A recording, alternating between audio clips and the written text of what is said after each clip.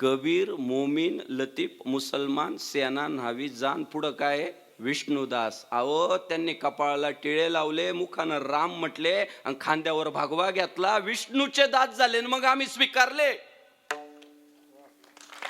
आम्ही काय जाईल तिथं माते टेकवणारे नाही ना, आवो जाओ घर तुम्हारा, तसलं नाही आमचं काम. निष्ठावंत भाव, भक्ताचा स्वधर्म, निर्धार आहे वर्म चुकून. अहो आम्ही आमच्या धर्माशी, आमच्या संस्कृतीशी, आमच्या देवाशी प्रामाणिक असणारे माणसं आहे. संतांनी तर टोक कळस गाठला. ते म्हटले किती कट्टर, किती निष्ठावंत.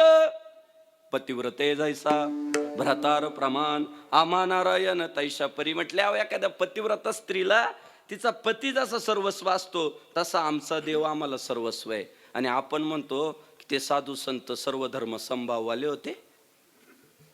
आणि जर सर्व धर्म समभाववाले असते ना, तर वारीच्या वाटेवर तुम्हाला भगवे ध्वज दिसले नसते. त्या काळात ज्ञानेश्वर महाराज म्हटले असते सगळं करा पण ते भगवे झेंडे आणू नका, धार्मिक तेढ निर्माण होते. ते काय म्हटले, आवडीनं झेंडा घेऊन जायचंय, ते आमच्या वारकरी संप्रदायाचं हिंदुत्व आहे.